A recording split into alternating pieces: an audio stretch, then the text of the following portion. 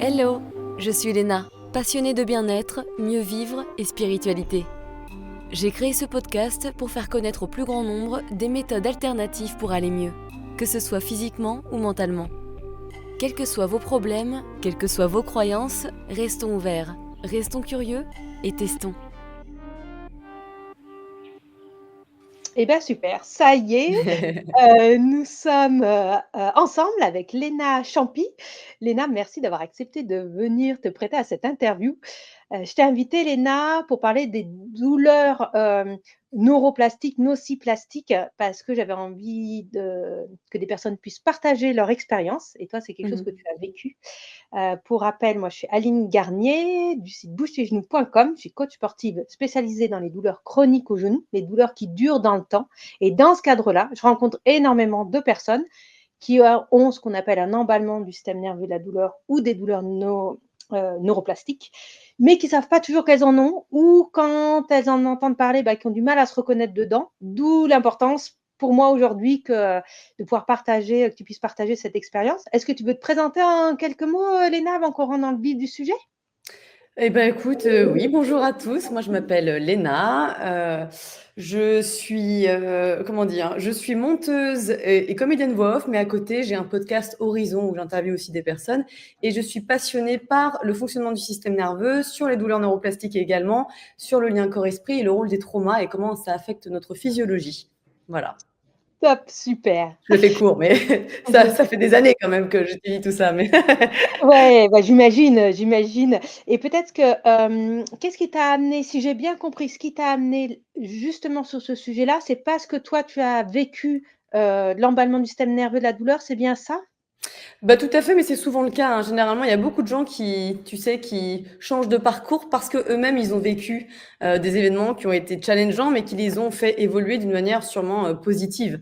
Et moi, c'était mon cas, effectivement. Ça commence à dater, hein. C'était il y a plus de 6 ans maintenant. J'étais pas très très bien, mais en même temps, j'ai pas été très bien pendant une grande période de ma vie parce que je suis une personne qui a eu pas mal de traumas depuis assez jeune, et évidemment j'en avais pas conscience parce que j'étais en pilote automatique et comme beaucoup de personnes, et puis je travaillais pas sur moi, enfin j'étais c'était pas du tout mon truc, et puis j'étais anxieuse, très anxieuse, et ça a commencé à augmenter. Je faisais beaucoup de sport parce que ça m'aidait, parce que aussi j'étais une ex-anorexique, donc j'étais obnubilée par le fait de faire du sport et de, tu sais, de transpirer pour éliminer des calories. Mais j'étais absolument pas dans l'écoute du corps. Donc en fait, j'étais que avec le mental et ces croyances limitantes que j'avais qui étaient liées à mes traumas. Et ce qui fait que mon anxiété a monté parce que j'étais pas du tout dans un chemin d'alignement avec moi-même. Et un jour, on est parti aux États-Unis. Je m'étais fait mal au sport quelques jours auparavant. On était parti 3 semaines aux États-Unis ensuite. Et mon anxiété était telle que j'avais des douleurs un peu partout, notamment au genou. Et à un moment, j'ai fait une randonnée dans les canyons magnifiques des États-Unis, et ça a duré 4 heures. Et en fait, j'ai eu super peur parce que je commençais à ressentir des douleurs dans les genoux qui ont augmenté. Et c'était vraiment cette angoisse de comment je vais faire. On est au milieu des canyons, je ne sais pas comment je vais retrouver ma petite caravane. Et du coup, ça a commencé comme ça. Et ensuite, j'ai vraiment, c'est pas que j'ai pété un plomb, j'aime pas ce terme, mais j'ai vraiment une sorte de nervous breakdown où j'étais vraiment pas bien. Et c'est là où finalement, je pense que j'ai envoyé un message de danger tellement fort dans mon corps que mon système nerveux, mon cerveau, ils se sont dit, OK, il y a une preuve, il y a quelque chose, on va lui faire garder cette douleur-là parce que là, clairement, ça ne va pas. Mais ça, évidemment, je ne savais pas. Et puis surtout, j'étais pas du tout consciente de ce qui se passait. Je ne savais pas ce que j'avais. Et du coup, effectivement, les algoneurodystrophies, les problèmes ce genre de problèmes, c'est un peu, on donne ça quand on ne sait pas trop ce qu'on a, quoi. Généralement, en tout cas, ce que j'ai entendu, parce que j'ai vu plusieurs spécialistes. Et donc, du coup, voilà, moi, j'avais une algoneurodystrophie du genou droit. J'avais mal aussi au genou gauche, mais le genou gauche, bizarrement, ça a été de mieux en mieux. Et puis, si tu veux, juste une seconde pour. Vas-y, ouais, exactement. L'algoneurodystrophie, donc j'ai écrit un article sur cette pathologie-là. Je la mettrai en commentaire pour les gens qui voudraient voir un petit peu plus ce que c'est qu'une algodystrophie ou une algoneurodystrophie, qu'on appelle aussi syndrome douloureux complexe Régional. régional complexe, exactement. Donc je mettrai l'article sous la vidéo. Et donc on va parler d'algoneurodystrophie. Je suis dyslexique, moi. Algoneurodystrophie. merci. Mais aussi de douleurs nociplastiques. Je mettrai aussi un autre article sur ce sujet-là. Ouais, top. Donc toi, ça a commencé par une algoneurodystrophie au genou. Je vais y arriver.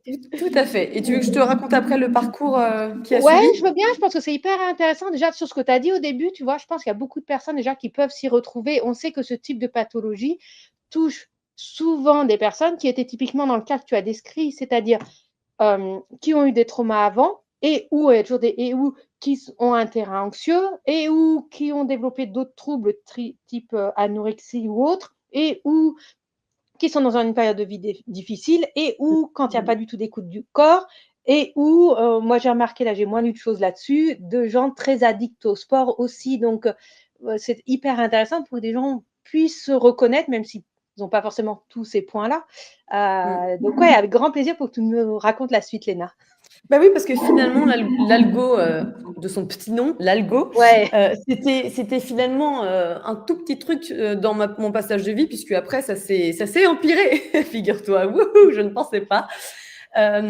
En fait, déjà, j'ai commencé à avoir des réactions que je n'aurais pas dû avoir, mais je n'avais pas l'éducation à ce moment-là, donc je ne savais pas. Pour moi, quand on avait une blessure, il fallait se reposer. Quand on avait mal, il fallait se reposer. Donc, qu'est-ce que j'ai fait? J'étais déjà dans la peur extrême parce que j'étais sportive. Donc, je me suis dit, je veux pas que ça traîne. Donc, je vais vraiment me reposer à 100%. Sauf que déjà, passer d'un mode de vie super actif à un mode de vie super passif, pour le moral, c'est absolument pas bien. Et surtout, on sait maintenant que des tendinites ou des problèmes, l'arrêt absolu n'est pas forcément recommandé. En tout cas, pas du tout sur le long terme. Oui, Ça ne rend pas complètement. service. Et là, là-dessus, les connaissances ont évolué, les protocoles ont évolué. On sait de plus en plus qu'il faut garder de l'activité physique. Mais tu as raison, ce n'est pas encore toujours bien connu. Et puis, il y a aussi des ce réflexe-là qu'on a, je me suis fait mal, donc il faut que j'arrête tout mouvement. C'est encore quelque chose qu'on voit souvent, ouais, complètement.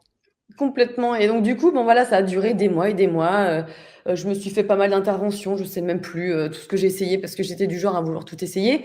Mais j'étais toujours dans la peur, dans cette peur absolue. Donc, dans tous les cas, ça n'arrangeait absolument pas mon système nerveux qui restait en mode fight or flight, c'est-à-dire combat-fuite, donc en stress. Et puis, j'ai commencé à avoir des douleurs un peu à droite à gauche ensuite. Ça a commencé subtilement, doucement, mais sûrement. Et puis, j'ai eu des douleurs au niveau des chevilles, au niveau des pieds, de certaines zones des pieds qui changeaient. J'ai eu des douleurs au niveau vraiment dans différentes zones du pied, des chevilles, des jambes. Et puis après, ça a commencé, parce que je travaillais beaucoup aussi sur l'ordinateur, j'ai commencé à avoir des douleurs sur un doigt, puis deux doigts, puis après tout le poignet. Et après, j'ai eu des petites douleurs à droite, à gauche. Donc finalement, ça s'est vraiment développé et ça s'est étalé. Et ce qui fait que j'ai passé 4 ans handicapée à ne pratiquement plus pouvoir marcher, en tout cas pas plus de 5 minutes. C'est-à-dire que pour moi, aller à la gare et marcher jusqu'au bout du train, c'était horrible. Pour moi, c'était très compliqué. Et là, les médecins ont identifié ce qui se passait? Ils ont pu mettre un mot sur ces douleurs? Pas du tout. À l'époque, il n'y avait aucune information dessus. C'était juste, j'étais au centre de la douleur d'ailleurs. J'ai été envoyée là-bas. J'ai trouvé ça horrible. J'ai trouvé que, alors bien sûr que tout le monde fait son possible. L'équipe peut être formidable. En tout cas, ce que j'ai vraiment, enfin moi, ça ne résonnait pas avec moi. C'était cette espèce de non-responsabilisation de la personne. En fait, je voyais que des gens qui étaient en souffrance depuis des décennies. Donc forcément, déjà, ça ne me portait pas vers le mieux. J'avais quand même pas 30 ans à l'époque. Et il y avait un manque d'autonomie, de responsabilisation qui me choquait.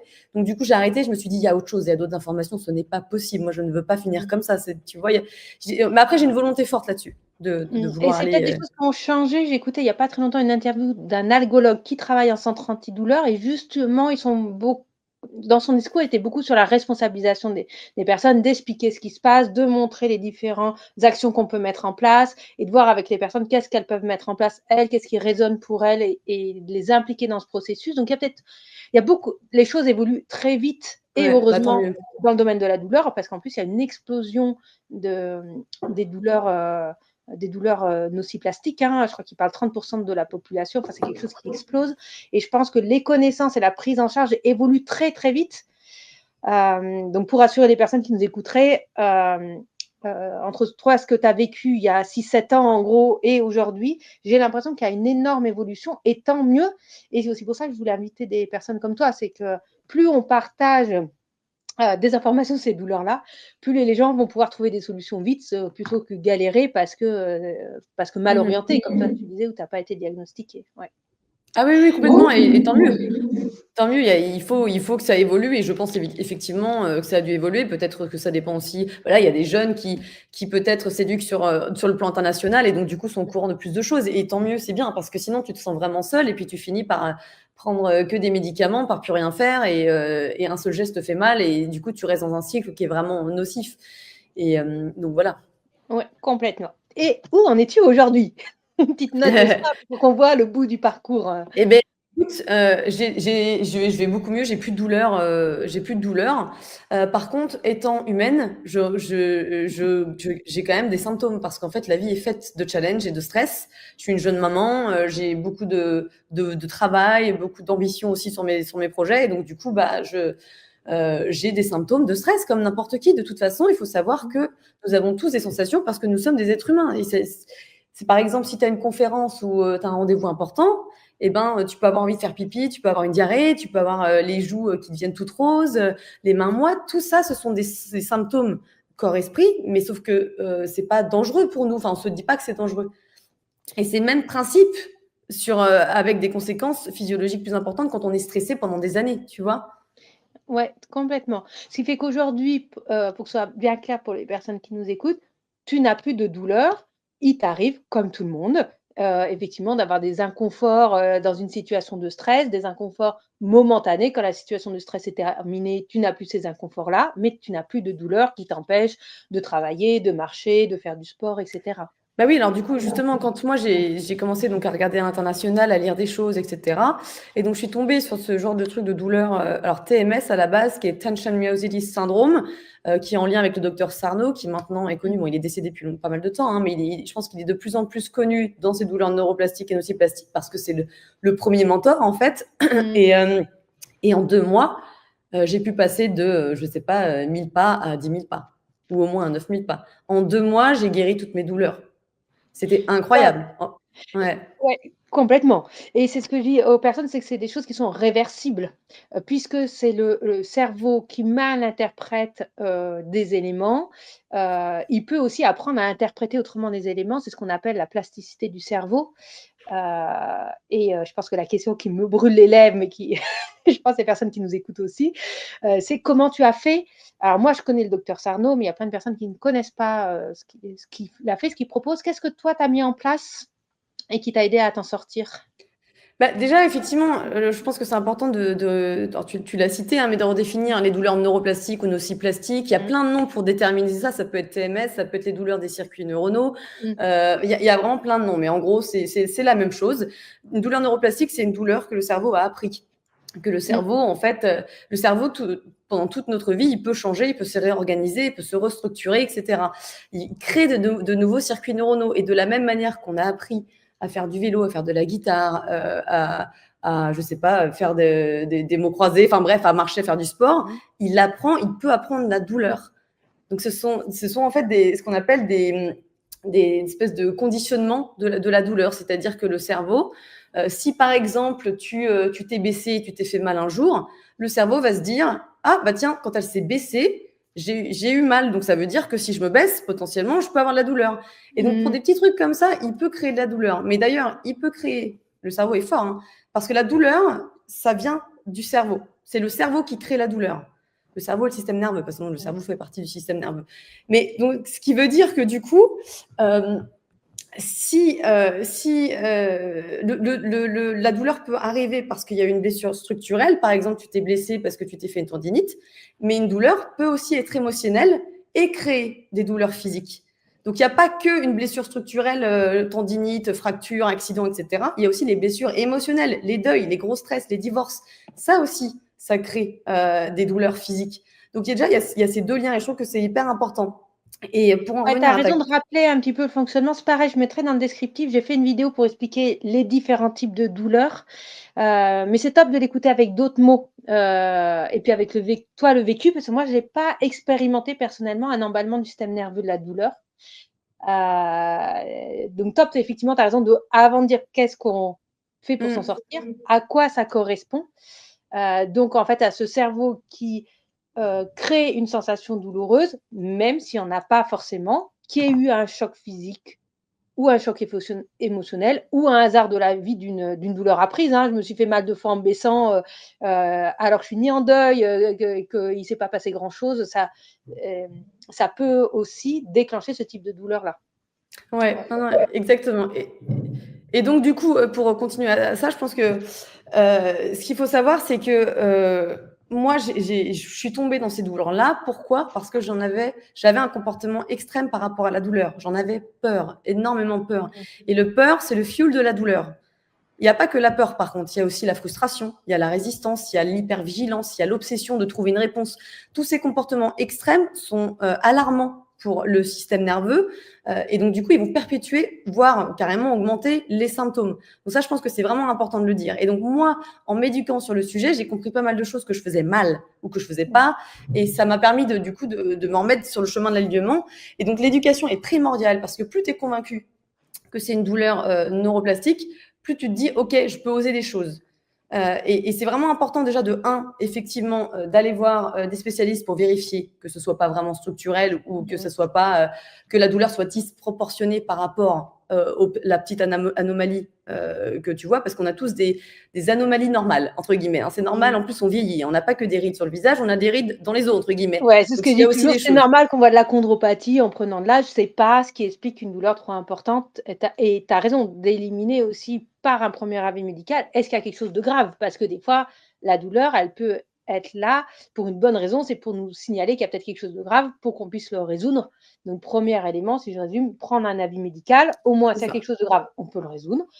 Si c'est pas le cas, c'est qu'il y a autre chose qui se joue et on va explorer cette autre chose. En gros, c'est ça l'idée. Exactement, exactement. Et justement, ensuite, une fois que ça a été éliminé, si tu vois que les douleurs continuent alors qu'il n'y a rien vraiment de particulier, là, c'est déjà un bon signe. Donc, en fait, il faut essayer de voir si y a des éléments qui sont un petit peu changeants. Donc, par exemple, est-ce que ta douleur, elle varie au niveau de, je sais pas, un jour ça va pas. Quand tu es en vacances, ça va mieux ou ça s'empire, et quand tu rentres, c'est l'inverse. Est-ce que tu as mal à toute une partie du corps? Est-ce que tu as mal à une zone en diagonale? Est-ce que ça s'étale? Est-ce que ça change? Tu vois, tous ces critères-là sont vraiment importants. Et ensuite, il y a les déclencheurs. Est-ce que, par exemple, la météo te déclenche ça? Est-ce que la lumière te déclenche ça? Est-ce que le travail, les activités trop cognitives te déclenchent ça? Est-ce que la nourriture te déclenche ça? Parce que la nourriture fait partie, les intolérances alimentaires peuvent faire partie de ces douleurs neuroplastiques, etc. C'est vraiment un grand terme, mais ça peut en faire partie. Tous ces trucs-là sont hyper importants pour voir si effectivement on penche vers ce genre de diagnostic. OK. Un point tout à l'heure dont tu as parlé, j'ai pas rebondi tout de suite dessus parce que je voulais pas te couper, c'était il faut d'abord, pour s'en sortir, il faut d'abord être persuadé que c'est une douleur de ce type-là. Et moi, je suis confrontée en tant que coach sportif qui accompagne les personnes qui ont des douleurs chroniques, ou des fois, moi, j'identifie que les personnes ont un emballement du système nerveux de la douleur, parce elles m'ont donné plein d'éléments qui vont dans ce sens-là. Et la personne en face a du mal à y croire ou a eu du mal à y croire complètement, voire parfois, je suis confrontée à un refus total d'envisager cette piste-là. Est-ce que toi, c'est quelque chose que tu as vécu au début de dire non, mais ça ne peut pas du tout être ça, il y a forcément un problème physiologique, ou est-ce que ça a été assez facile pour toi de dire ouais, je suis concernée? Ça a été plutôt simple de devenir pour moi parce que j'étais tellement désespérée que je me suis dit de toute façon, j'ai rien à perdre d'essayer. En fait, ce qui m'a aidée, parce que je pensais que j'étais complètement cassée et foutue, pour être honnête, mais que le fait de savoir que dans tous les cas, mes pensées et la réaction envers mes symptômes étaient primordiales pour les calmer, il y avait le pouvoir de les empirer, ça m'a fait comprendre que dans tous les cas, j'avais le pouvoir de les maintenir ou les baisser et pas les empirer. Donc, ça veut dire que j'avais quand même quelque chose à jouer. Et c'était hyper important pour moi de le comprendre, ça. OK, c'est intéressant, c'est-à-dire même quelqu'un qui dit Aline, j'accrois moyen, c'est peut-être pas vraiment ça que j'ai. Dans tous les cas, comme on sait que la douleur, ça dépend beaucoup de nos pensées, dans tous les cas, elle a gagné à aller sur cette voie-là, qui normalement devrait porter des améliorations, qui permet aussi de conforter le fait que c'est la bonne direction. Oui, complètement, parce que dans tous les cas, si tu as des pensées hyper négatives, hyper anxieuses, hyper énervées contre le symptôme, etc., ou de victimisation complète, tu fais du mal à ta physiologie, entre guillemets, puisque tu actives ce système d'alarme et de danger du cerveau, tu lui confirmes qu'il y a un danger. Donc, dans tous les cas, ça veut dire une activation du système nerveux sympathique, le fameux combat-fuite. Ça veut dire que du coup, le système, il est en train de se battre, il est en train de lutter, il n'est pas en train de se régénérer, donc ça va empirer ton symptôme. Et ça, je me suis dit, ah ok, donc en fait, dans tous les cas, je peux faire en sorte que ça ne s'empire pas. Et je trouve quand tu n'es pas prête à entendre le fait que tu puisses guérir à 100%, le fait de comprendre que dans tous les cas, tu peux empirer la situation avec tes pensées, ça permet de te dire, ok, il faut que je fasse un effort là-dessus et je vais essayer de répondre différemment. Et de toute façon, tu vois le lien parce que les pensées sont tellement importantes. Quand tu penses imaginons, tu penses juste à un citron quelque temps. Tu prends un citron coupé, tu le suces, tu imagines ça pendant quelques secondes. Tu vas voir que du coup, il y a de la salive qui va commencer à s'activer. Il y a vraiment une relation corps-esprit qui est hyper importante et tes pensées, elles activent des circuits neuronaux, elles activent des réactions physiologiques. Et donc, dans tous les cas, si tu penses des choses positives ou des choses négatives, ça fait la même chose. Et avec les symptômes, souvent, on pense que des choses négatives, et on s'en rend même pas compte, mais c'est des centaines, voire des milliers de fois par jour. Donc, en fait, tout le temps, tu continues cette alarme là de danger, ce mécanisme d'alarme et de danger, tu le maintiens. Et du coup, ça ne peut pas se réparer, ça ne peut pas aller mieux. Tu vois ? Ok, ouais. Très clair. Et alors, je connais l'expérience du citron, je connais aussi une autre expérience, tu vas voir pourquoi je vais là-dessus. Ne pense pas à un éléphant rose qui est là, à côté de nous, au milieu de cette interview. Si je dis ça, on pense forcément, on voit dans notre tête forcément un éléphant rose, ou au moins un éléphant. Donc, on a compris qu'il ne fallait pas avoir des pensées négatives par rapport à sa douleur pour ne pas l'aggraver, mais juste de penser qu'il ne faut pas penser, déjà on y pense. Alors, très concrètement, comment on fait en fait ? Donc, moi, je sais des choses, mais ça m'intéresse de savoir comment toi, tu as fait. Eh ben, c'est simple, mais c'est compliqué. C'est-à-dire que c'est simple, mais c'est pas facile.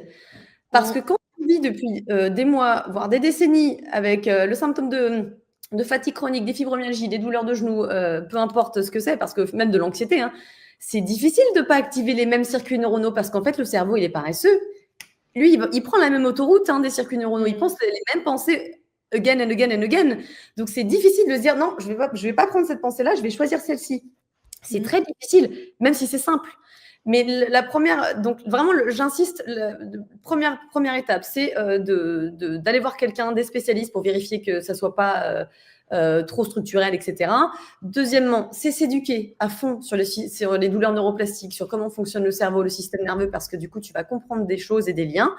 Et 3, c'est la manière de répondre à tes symptômes qui est primordiale. Il y aura aussi un 4 que je te dirai après, tu m'en diras.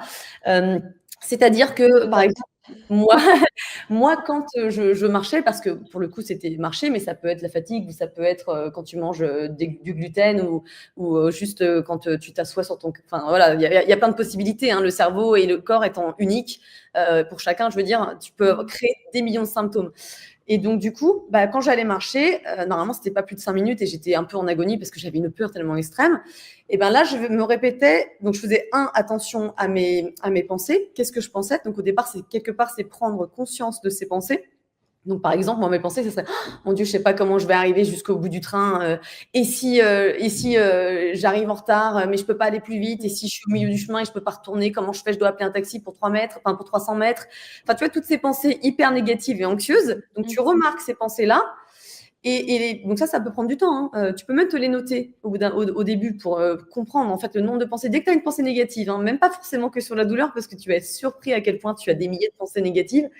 Et 2, il s'agit de couper ces pensées-là et de se rappeler ce que tu viens d'apprendre sur les douleurs neuroplastiques, nociplastiques. Et donc, du coup, 3, les remplacer, répondre différemment. On peut utiliser pour ça ce qu'on appelle des messages of safety, des messages de sécurité.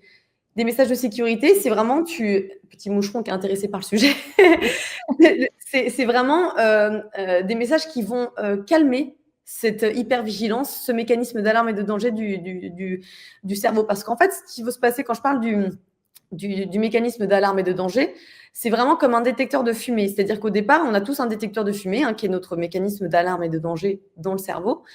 Et normalement, il va bien. C'est-à-dire que tu peux faire ta petite cuisine, fumer, il ne va pas se déclencher pour ça. Sauf que du coup, quand ça devient trop sensible, notamment avec nos douleurs, Du coup, il va se déclencher dès que tu fais de la cuisine vapeur ou que tu as mis une petite bougie.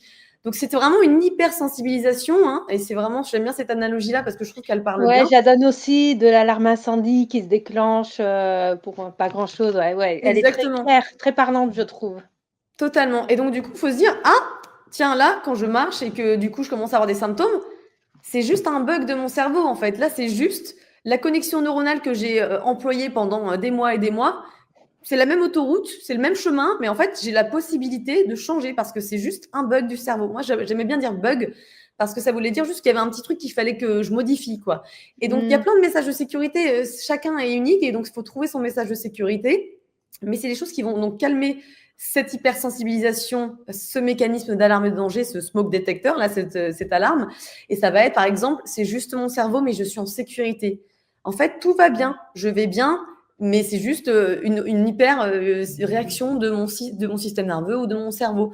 Ou par exemple, ça va passer, c'est temporaire. Toutes ces choses-là. Donc, il faut que tu trouves des messages de sécurité qui te parlent et qui vont te dire « Ah ouais, non, t'as raison, ça me remet dans le droit chemin. » Tu vois? Ça, c'est vraiment hyper important. Donc ça, c'est le number 3. Tu veux que je parle du number 4 ou tu as une question Ouais. Non, je pense que c'était clair. Si je résume, 1, vérifier d'un point de vue médical qu'il y a rien de grave. 2, repérer ses pensées négatives. 3, Non, remplacer 2 éducation sur les douleurs neuroplastiques Ah, et 2, nociceptives. éducation sur les Primordial. douleurs neuroplastiques, primordial. Donc mettez des likes sur la vidéo, commentez la vidéo, ça va permettre d'éduquer un maximum de Ouais, personnes c'est sur vrai, cette ouais. question-là. Lisez les articles, je vais mettre plein de trucs aussi dans la description sous la vidéo pour vous puissiez apprendre un maximum de choses. Je vais mettre les témoignages d'autres personnes qui ont vécu ces douleurs-là. Donc 2, s'éduquer. 3, repérer ses pensées négatives et les remplacer par des pensées, c'est pas positif que tu as utilisé, c'est un autre Non, nom. c'est rassurante ou neutre. Rassurante, ouais, En fait, le rassurante. but, c'est de calmer cette hypervigilance. Et je pense que pour calmer l'hypervigilance, il faut se dire, ah oui, effectivement, ce que j'ai lu ce matin ou ce que j'ai entendu dans un podcast ou ce que j'ai lu sur les douleurs neuroplastiques, c'était bien un bug, une hypersensibilisation. Donc, effectivement, ça veut dire que j'ai un rôle à jouer. Ça veut dire que si je réponds bien et que je n'empire pas, je ne confirme pas ce danger, ce danger que mon cerveau, en fait, croit qui se passe, ça veut dire qu'il va se dire « Ah, ok, en fait, non, là, elle réagit pas, elle réagit bien. » Donc, en fait, au bout d'un moment, il n'y a plus trop d'alarme à sonner. Donc, tu vois, c'est vraiment, moi, ce que je vois, c'est que c'est un cerveau qui est apeuré, qui fait « T'es sûr que tu peux te baisser? T'es sûr que tu peux manger du gluten? T'es sûr que tu peux marcher ?» Et toi, tu lui dis « Oui, en fait, tout va bien, t'inquiète pas. Là, t'as bugué pendant quelques années, mais moi, je te dis, tout va bien. C'est juste un circuit neuronal qui ne fonctionne pas, que tu as pris, qui n'est pas le bon. Donc là, moi, je te recrée un nouveau. Et donc, ça nécessite de la répétition des centaines de fois par jour.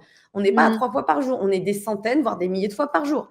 Parce que, À chaque fois, tu on s'en rend pas t'aperçois compte. qu'il Tout y le a une temps, pensée, une peur, tout le une temps. angoisse qui vient, hop, tu t'auto-rassures en fait. Complètement. Et moi, récemment, j'ai eu, j'aime bien, je dis ça sous forme de blague parce que j'aime bien faire un peu, enfin, pas une blague, mais être un peu plus légère parce que sinon, la vie, elle est trop plombante. Donc moi, je suis jeune maman et en étant jeune maman, j'avais des trainings tous les soirs. Je bossais avec 2 métiers. Je créais un programme Mind Body. J'avais trop de choses. Donc je m'étais mis la rate au courbouillon. Hein. D'ailleurs, ces expressions ont une sagesse. Hein. Pour le coup, elles sont assez vraies. Et donc en avril, j'ai eu d'autres symptômes qui sont développés parce que le cerveau, il est intelligent. S'il se dit que tiens, les douleurs, elle réagit plus avec les douleurs. Donc, il va trouver d'autres symptômes. Et c'est pour ça que je dis que c'est un truc qui va durer une vie parce qu'il y a aussi des sensibilités par rapport à ton histoire, par rapport à tes traumas, par rapport à tes traits de personnalité. Moi, je suis perfectionniste. Clairement, c'est quelque chose qui se mettre la pression, c'est alarmant pour le mécanisme d'alarme et de danger du cerveau. Oui, ça fait partie du type de personnes qui ont plus de risques de développer ce type de douleur-là. Ouais. Et donc, du coup, j'avais des nouveaux symptômes qui sont arrivés. Et là, ça va être quoi? Ça va être, moi, c'était assez difficile pour moi parce que, évidemment, j'en avais peur. C'est des fourmillements acides dans les mains et les jambes, des douleurs de nerfs et des nausées. Enfin, plein de trucs qui sont arrivés. Mais le truc, c'est heureusement que j'ai cette connaissance-là. Parce qu'à un moment, j'ai carrément eu des insomnies à répétition parce que j'avais plein d'adrénaline, j'avais un peu presque des crises de panique. Et je m'en suis sortie en quelques mois grâce à ces compétences-là que j'ai acquises, heureusement, parce que je répondais bien constamment et des centaines de fois par jour. Mais par contre, chose importante, il y a toujours un message derrière les douleurs, il y a toujours un message derrière les symptômes. Si j'avais continué le rythme que j'avais avec mes podcasts, avec mes trainings, avec l'écriture de mon programme, mon boulot, mes symptômes auraient continué. Donc, c'est une question de Ouais, respect mutuel. des fois, le cerveau, il met pas une alarme pour rien. Des fois, il y a Non, une vraie forte raison de fond derrière ouais. et dont il faut se préoccuper. C'est ça ton numéro 4 sur lequel on va ou c'est encore autre chose? C'est encore autre chose, mais finalement, Encore c'est lié parce que ça fait partie justement des traits de personnalité et des émotions. Et donc, le 4, généralement, c'est travailler beaucoup sur, alors pas tout le monde, hein, mais bon, on est quand même tous traumatisés à un certain niveau. Mais pour certaines personnes qui ont vécu des adversités étant jeunes, qui ont des traits de personnalité, perfectionnisme, people pleaser, c'est-à-dire les gens qui se posent pas de limites pour faire plaisir aux autres, pour être acceptés, qui ne s'écoutent pas, des gens qui sont dans les comportements extrêmes, donc qui travaillent trop, qui font trop de sport, qui boivent trop, qui sont hyper stressés, etc. Tous ces comportements-là vont créer un stress émotionnel et donc un stress physique et donc engendrer des symptômes à un moment ou à un autre parce que la cocotte minute, elle déborde. Et donc, du coup, ce que je veux dire par là, c'est que ces symptômes ont toujours, il y a toujours un meaning. Excuse-moi, je fais mon Jean-Claude Van Damme, mais parce que j'étudie tout en anglais. Ils ont tous un sens derrière, tu vois. Il y a toujours un sens et c'est pour ça que c'est vraiment un travail d'une vie parce que oui, pour certaines personnes, un seul épisode et après leur vie est plutôt confortable. Elles ont appris la douleur parce qu'elles se sont fait une fracture et que du coup les circuits neuronaux ont juste continué pendant quelques temps alors que la fracture était réparée au bout de 8 semaines. Mais il y a d'autres personnes pour qui effectivement j'ai eu des douleurs à droite à gauche depuis que je suis petite, j'ai eu des migraines à répétition, j'ai eu des douleurs pelviennes depuis voilà, j'ai des problèmes abdominaux, tu vois. IBS, là, le syndrome de l'intestin irritable, ça fait partie de tous ces trucs-là, hein, c'est la même chose.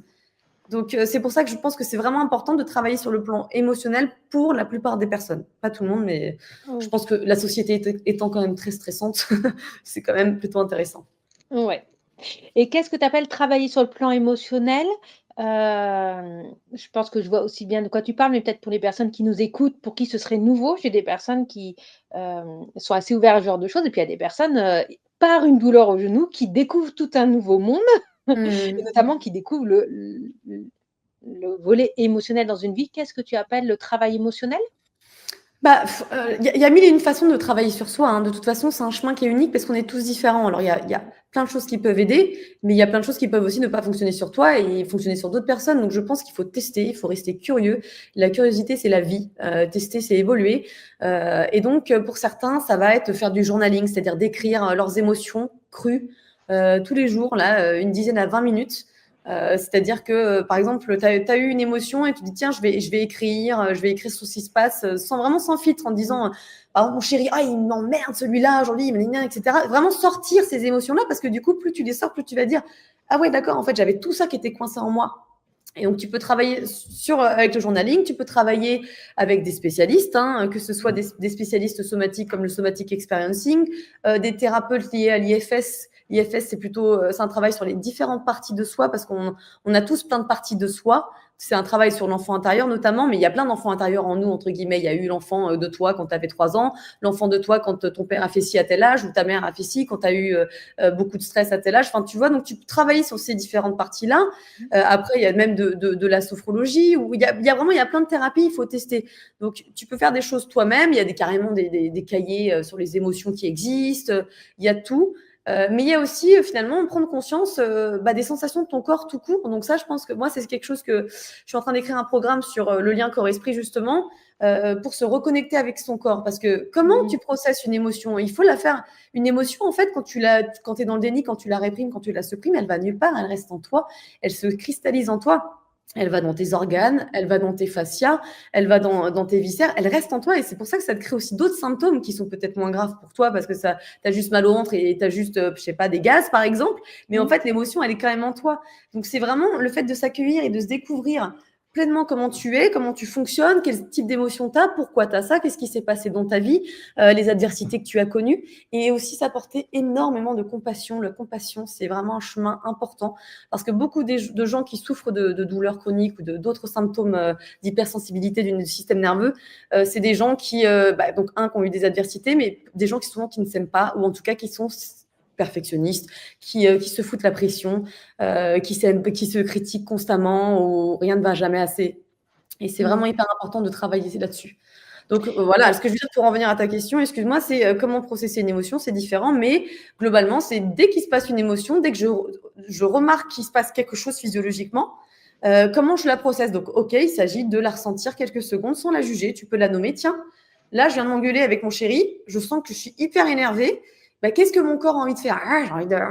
J'ai envie de l'étrangler, etc.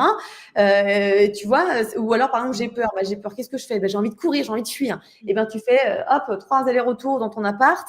Il s'agit d'utiliser cette énergie pour la décharger, la désactiver de ton système. Mais ça Ouais. s'apprend. Hein. Je pense que c'est voilà, c'est Ouais, quelque tout chose. à fait. Ça s'apprend. Et ce que je trouve intéressant et peut-être à retenir, c'est qu'il y a ce côté d'expérimenter des choses et aussi du plaisir de la découverte et qu'il y a quelque part derrière un message aussi sur ce chemin-là, qui n'est pas tous les jours facile, hein, on va pas se cacher les choses. Il y a aussi beaucoup de découverte de soi-même, de son corps, de son esprit, de qui on est, de notre personne et que c'est aussi un très beau chemin. Et moi, c'est des choses que les gens me disent souvent. J'ai un programme qui s'appelle Genou 360 degrés pour aider les personnes qui ont des douleurs au genou. Et souvent, les gens me disent, mais au-delà d'avoir retrouvé des genoux qui vont mieux, j'ai aussi appris à mieux me connaître, j'ai découvert plein de choses, je me suis ouvert à d'autres choses et je suis plus la même personne. Et quand j'en parle aux personnes au début, quand elles ont mal, Mm. ça résonne pas, je sens que, bah, non, elles ont mal, c'est le Ah problème, il oui. est là et elles peuvent pas voir, cet élément final et c'est toujours je trouve très incroyable pour moi de voir cette évolution-là et puis moi, je le sais qu'il y a ce parcours-là et je le vois au fur et à mesure que ça se déploie et je trouvais beau la manière dont tu en as parlé aussi, de ta découverte de toi-même, de ton changement de ton regard sur toi, d'apprendre à mieux t'apprécier, mieux te connaître, découvrir des nouvelles sensations physiques. J'ai des personnes aussi qui ne savent pas parler de leurs sensations physiques, ne serait-ce parce qu'elles n'en ont pas conscience. Et une première étape, C'est c'est ça. de prendre conscience de ces sensations physiques. Moi, ça fait vraiment partie de mon travail dans mes programmes. Et c'est ce que tu disais, on ne peut pas prendre conscience. Des fois, on n'a pas conscience de ses émotions, on n'a pas conscience de ses sensations physiques. Et tout ce travail va donner conscience à ça et c'est ce qui va nous apporter une meilleure connaissance de nous, qui apporte aussi énormément de plaisir au-delà de ne plus avoir mal, en fait. De toute C'est un façon, peu comme ça que je le vois. tu as complètement raison et je pense que c'est très spirituel au final. Hein. Les challenges de la vie nous font évoluer. En fait, c'est quelque part un peu l'univers qui se dit bon, au bout d'un moment, celle-là, elle vit toujours les mêmes choses, elle n'est pas Ouais. heureuse, on va la bouleverser un peu, qu'elle travaille sur elle et qu'elle change sa manière de voir la vie. Parce que la vie, en fait, elle est effectivement excellente. Et pourtant, bah oui, quand tu es dans ces douleurs-là, tu penses, tu as plutôt même des pensées suicidaires. Hein. Je vais être honnête, quand tu trouves pas de solution, c'est horrible à vivre, mais les challenges sont là pour nous faire évoluer et c'est clair que si tu travailles sur toi, donc cette fameuse compassion, découvrir comment bien répondre aux symptômes, parce que si tu découvres comment bien répondre aux symptômes, tu vas bien répondre pour tous les stress de ta vie. Et tu vas voir que ton mindset, ton état d'esprit va évoluer, mais c'est incroyable. Des fois, tu as des journées genre, waouh, la vie, elle est trop bien, tu vois, alors que tu as encore des symptômes, mais comme tu te désassocies de la peur avec tes symptômes, ils sont là un peu à l'arrière-plan. Ils sont plus là en premier plan à dominer tout. Donc toi, tu es là, tu dis, bon, ok, très bien, tu peux être là, tu es en second plan. Moi, ma vie, putain, finalement, elle est quand même très cool, c'est génial. Et tu te satisfais de peu de choses. Et c'est très transformateur, et notamment quand tu découvres effectivement les émotions, quand tu sais du coup les décharger de ton système et les ressentir, et puis quand tu travailles sur effectivement les adversités du passé, pour ceux qui sont intéressés, pardon, tu te transformes, tu deviens une personne complètement différente. Donc oui, c'est horrible, c'est dur, mais c'est parce que derrière, il y a quelque chose de plus précieux qui t'attend. Chouette. Je trouve que c'est un très, très beau, message d'espoir et que, c'est important que les gens l'entendent quand on parle du sujet de la douleur. On est sur un sujet qui peut paraître lourd, triste, pénible. Il y a aussi des belles choses dans ce parcours-là, et ça amène souvent à un autre step. Ouais. Je voudrais revenir sur un point, tu as parlé du docteur Sarno qui a écrit un livre. Il y a aussi Alan Gordon, je viens de manger le titre depuis tout à l'heure, j'essaye de m'en souvenir, The Way Out, en anglais, il me semble que c'est The Way Out. ouais et en français, la traduction a rien à voir. Je l'ai Je sais prêté là pas. à quelqu'un, je retrouverai, je le mettrai aussi en description. Est-ce que tu l'as lu aussi? Quelle est la différence pour toi entre l'approche du docteur Sarno, l'approche d'Alan Gardon? Qu'est-ce que tu penses de l'un par rapport à l'autre? Je profite d'avoir une spécialiste du sujet Bah, en pour fait, moi, débattre de je ces l'ai lu quand questions-là. il est sorti, donc je sais pas le titre, parce que je le lisais en anglais, je sais pas le titre en français. Mais de toute façon, Sarno, c'était lui, pour lui, en fait, les symptômes arrivaient parce que le fait de créer des symptômes pour le cerveau, c'était plus facile que de gérer nos émotions. C'était une sorte de protection pour qu'on n'ait pas à ressentir. C'est pour ça que je parle aussi du fait que les émotions sont hyper importantes et que travailler sur soi, c'est vraiment important pour, du coup, calmer le système de vigilance qui va se dire « Ah, ok, elle a géré sur ses émotions, donc en fait, on se sent plutôt bien. Il n'y a plus trop de peur refoulée, plus trop de colère refoulée, etc. » Tu vois. Alan Gordon, il est pas mal, lui, sur ce qu'on appelle le somatic tracking, qui est quelque chose que j'aime beaucoup. D'ailleurs, moi, j'ai créé il y a longtemps maintenant, du coup, un épisode de somatic tracking. Je crois que c'est l'épisode 99 ou 91 ou 101. 91 ou 101, voilà. Il faudra vérifier On sur mon mettra aussi dans les podcast Horizon. ressources en dessous, si c'était OK, Léna, le lien Ouais, parce direct. qu'au départ, moi, du coup, les douleurs neuroplastiques et tout, personne n'en parlait en fait en France. Donc, c'est pour ça que moi, je suis allée chercher toutes ces informations ailleurs et que je l'ai enregistré moi-même. J'en ai créé en français. D'ailleurs, aussi sur mon site internet, il y en a qui sont disponibles. Et donc, le somatic tracking, c'est vraiment, il s'agit et je trouve ça hyper important pour beaucoup de gens, parce que généralement, on a très peur de ces douleurs ou de ces sensations. Donc, il s'agit de désassocier l'émotion avec la sensation. Donc, souvent, c'est la peur, mais ça peut, comme je t'ai dit, être de la colère, de la frustration, etc. Et donc, par exemple, moi qui avais énormément peur des sensations que j'avais, eh ben, j'ai passé des minutes à « Ok, j'ai la sensation. » Et du coup, il s'agit de l'observer avec neutralité, le plus de neutralité possible, le moins d'émotion. C'est comme si tu observes les nuages, tu as des nuages qui passent, et tu les observes. Ah, tiens, il y a des nuages, tiens, ça change de forme. Et ben, c'est la même chose qui se passe avec le somatic tracking. Donc, par exemple, moi, pour mes douleurs, bah, j'imaginais que j'étais en train, c'est bizarre, hein, mais ça marche bien, que j'étais en train de faire du snorkeling à la mer et que les petits poissons, c'est les sensations. Bah, je les observe. Ok, donc là, tiens, je vois que ça monte, je vois que ça change. Et ça, c'est une preuve que c'est une douleur neuroplastique. Parce que les trucs inflammatoires, les problèmes inflammatoires, les lésions, ça reste tout le temps. Oui, tu as beau observer, il ne change pas grand-chose. Observer, ça reste. Quand tu vois que ça change, que ça devient plus fort ou que ça diminue ou qu'il y a une nouvelle douleur ou que ça change d'endroit, etc., que c'est diffus, et bien là, ça te prouve bien que c'est une douleur neuroplastique. Et donc, plus tu observes ça avec neutralité, avec calme, avec sérénité et compassion, plus du coup, tu crées des circuits neuronaux qui vont se dire « Ok, en fait, cette douleur, elle me fait plus peur. » Et moins tu as peur, moins tu as de sensations. Ça m'aidait moins, hein, parce qu'évidemment, ces circuits neuronaux ont mis souvent des années et des années à être créés pour te créer de la douleur. Donc, c'est la même chose. Après, ça peut aller aussi assez rapidement. Tout dépend de ta détermination et comment tu y réponds. Mais ça peut mettre quelques temps. C'est-à-dire que la neuroplasticité, c'est magique, mais c'est pas instantané. Il faut quelques semaines. Mais tu vas voir que plus tu le fais, entre guillemets, pardon, et mine de rien, il y a quand même des évolutions qui vont se faire. Et donc, voilà. Donc ça, en fait, si je résume, on a parlé de plein d'outils là. Hein, depuis le début, on a parlé de s'éduquer par rapport à ce que sont ces douleurs, de changer ses pensées quand on a des pensées négatives, ce qui demande déjà à être capable de les repérer. C'est de faire du somatic tracking, c'est-à-dire d'observer avec calme et détachement ses sensations physiques. C'est aussi un travail sur ses émotions qui peut passer par du journaling, des thérapies psychocomportementales ou inconsciente, hypnose, ce genre de choses. C'est tout cet outillage-là, si je résume, qui aide à sortir de ce schéma automatique, douleur, peur, colère, frustration ou autre, douleur, une situation égale, ces émotions égale la douleur. C'est ça qui permet de sortir de ce cercle vicieux, en fait. Oui, mais vraiment, la réponse envers tes symptômes, elle est primordiale, parce que si tu réponds donc vraiment avec frustration, avec peur, avec hypervigilance, obsession, tu vois, tous ces trucs-là, ça va vraiment alimenter ce mécanisme d'alarme et de danger. Donc vraiment, si tu dois retenir, c'est je réponds de manière neutre. Ok, mon cerveau, je vois que là, j'ai mal au dos quand je me baisse.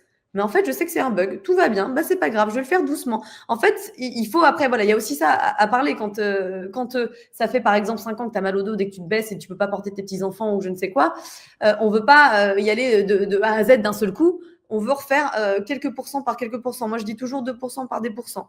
Donc, c'est en fait, avant de te baisser, par exemple, tu peux imaginer te baisser, et si tu as des douleurs, des sensations de douleur qui arrivent alors que tu imagines faire le mouvement douloureux, ça a encore une preuve que c'est neuroplastique, donc c'est une bonne nouvelle. Voilà. Et ensuite, petit à petit, 2% par 2%, tu peux dire, là, je vais essayer de m'entraîner aujourd'hui à me baisser, tiens. Et d'abord, je vais me rappeler qu'effectivement, qu'est-ce que c'est que la douleur neuroplastique? C'est un bug. Je suis en sécurité, tout va bien. En fait, je n'ai pas de problème structurel, donc je peux le faire. Et après t'être rappelé ça, tu te baisses, tu fais le geste douloureux. Et donc, il faut faire ça petit à petit, au fur et à mesure, et t'augmentes. C'est comme moi avec la marche. Bah, j'ai commencé par me mettre, allez, 8 minutes. Après, OK, j'avais des petites sensations. Du coup, bah, je continue 8 minutes. Tu sais, c'est un peu par palier, mais comment tu le sens? Mais c'est vraiment toujours se rappeler qu'il faut augmenter petit à petit. On ne veut pas passer de 10 minutes à 1 heure de marche, bien entendu. Mais ça peut se faire rapidement. Tout dépend comment sont tes symptômes. Voilà. OK, ouais. Effectivement, important il faut se mettre en situation pour voir un C'est progrès, ça. mais il faut y aller progressivement, sinon on va déclencher de la peur, donc de la douleur et ce serait contre-productif, en gros. Bah, je pense qu'en plus, ça dépend des personnes. Mais effectivement, c'est complètement vrai ce que tu dis. C'est juste qu'il y a des gens pour qui ça peut mettre plus de mois que d'autres parce que tout dépend Mmh. de ta peur et de ton système d'alarme.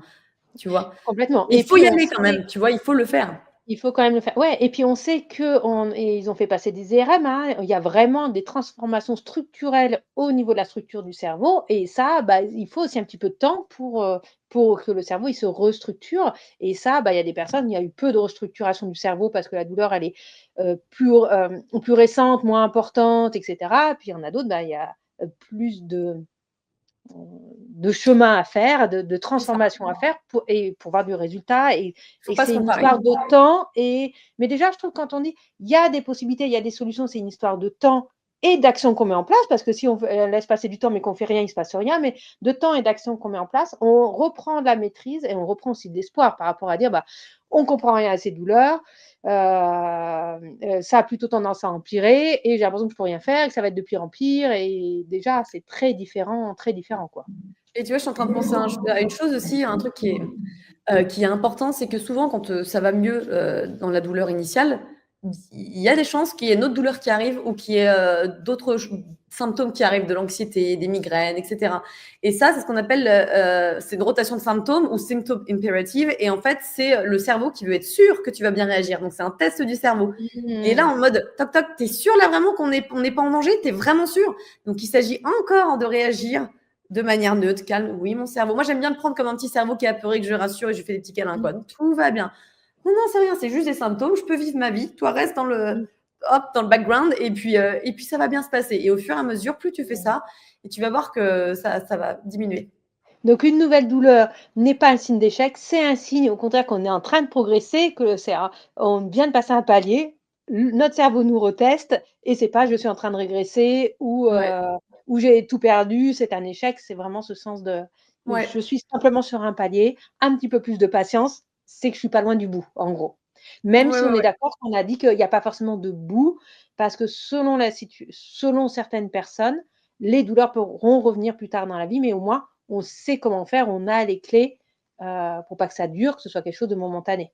Oui, puis on se dit, tiens, il y a un petit déséquilibre là, je vais pouvoir travailler. Qu'est-ce qui se Ouais, passe dans ma vie? Tu vois, tu vas pouvoir te poser des ouais. questions, être acteur de ta vie et pouvoir changer des choses pour retrouver le chemin de l'alignement. Parce que quand tu es aligné, entre guillemets, bah, tu es bien, tu calme, ton système nerveux est régulé globalement. Mais effectivement, dans la vie, de toute façon, moi, je vois vraiment la vie comme on est fait pour évoluer. Donc, il y a plein de challenges qui vont arriver, des petits, des moyens, des grands. Et du coup, comment tu réponds à ces challenges? Donc, c'est agrandir tes capacités d'être OK avec l'inconfort aussi, tu vois?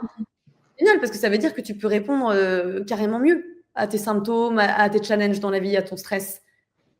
Donc c'est presque un cadeau de la vie quelque part pour nous aider à évoluer positivement. On peut aussi le voir Ouais, comme ça. on peut le voir comme ça, mais ça, souvent, on le voit vraiment quand ça commence seulement à aller mieux, parce que sinon, qu'est-ce que c'est Ouais. embêtant. Enfin, faut dire quand même ce qui est, c'est vraiment difficile. On est des petits soldats, c'est une volonté d'acier, c'est pas facile, hein. Mais par contre, ça vaut le coup, et oui, ça passe. Et pareil, très important, je veux dire, tu guéris pas comme ça, tu guéris en dents de scie.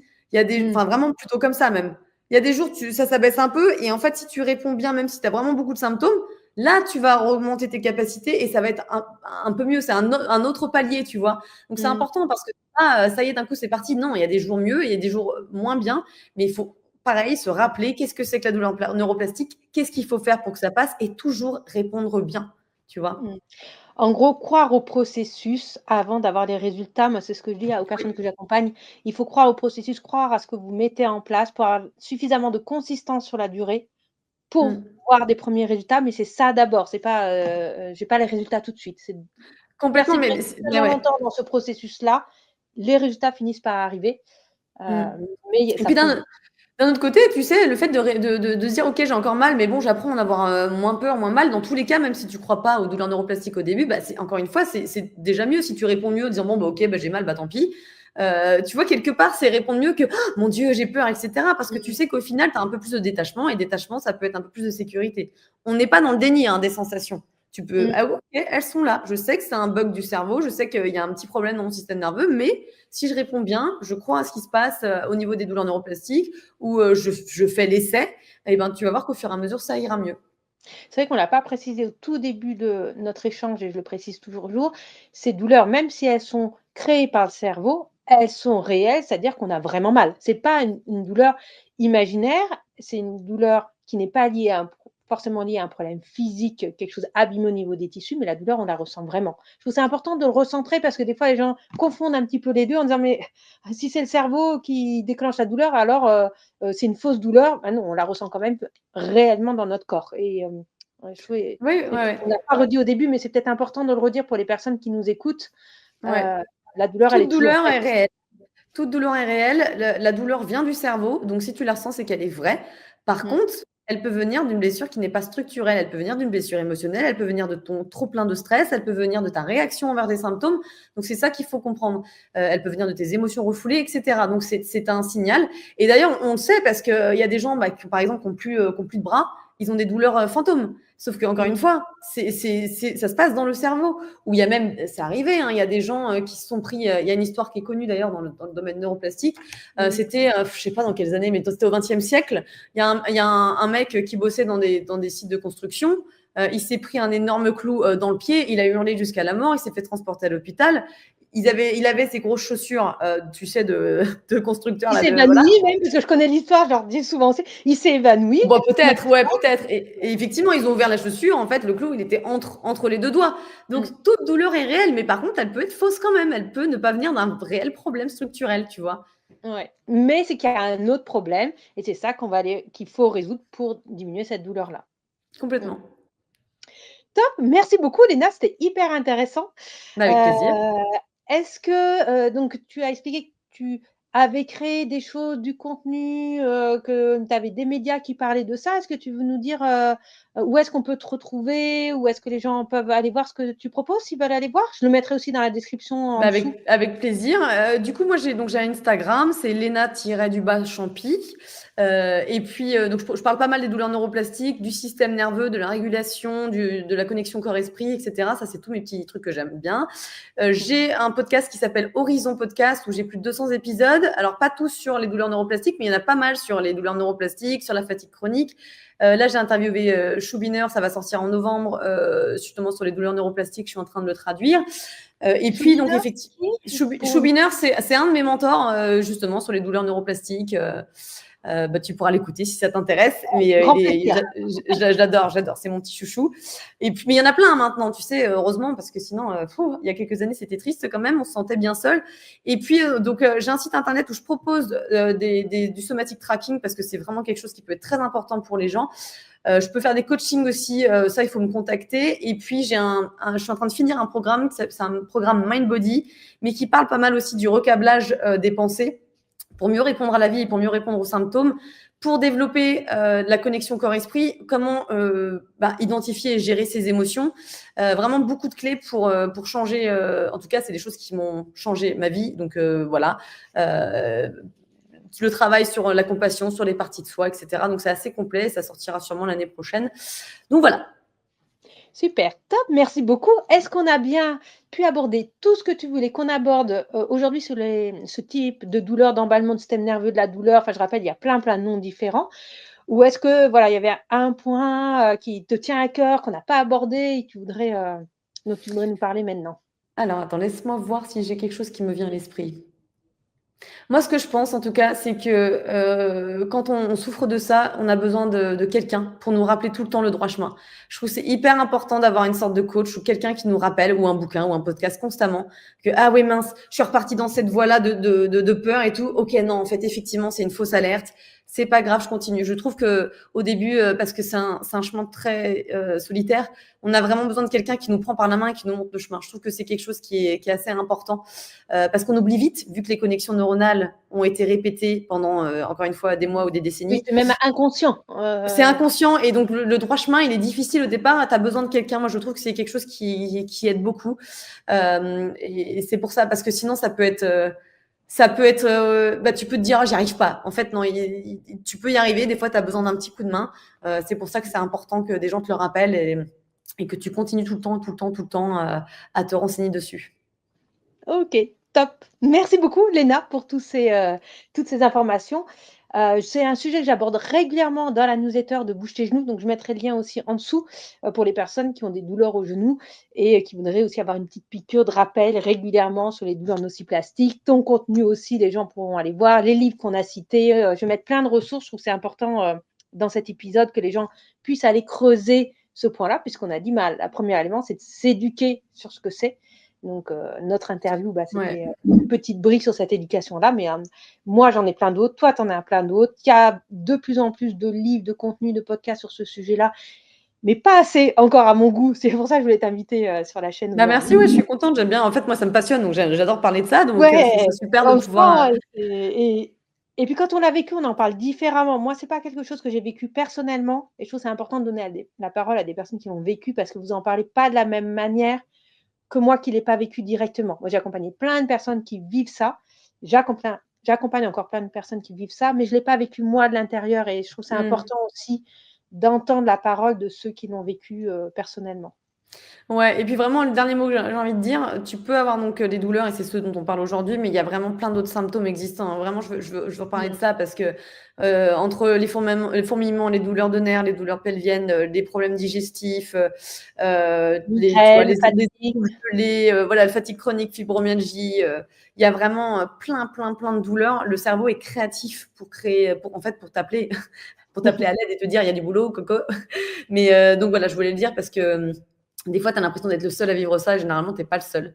Mais ça peut être très douloureux. Moi, je me souviens, par exemple, à une certaine époque, avant d'avoir ma douleur neuroplastique, mon algo d'ailleurs, dès que je regardais un film, j'étais tellement anxieuse que le fait que ça change de plan, ça devenait insupportable pour moi. Donc, il y a vraiment plein de choses qui peuvent être créées pour nous attirer l'attention, quoi. Ok, top. Et puis maintenant qu'on comprend mieux, on sera capable de comprendre ce que notre cerveau est en train de nous dire pour mieux agir. En gros, c'est ça l'idée. Ouais, complètement. Merci Merci beaucoup. beaucoup, Léna, d'avoir pris le temps de cette interview. Et puis, je te dis à très bientôt. Bah ouais, merci. À bientôt.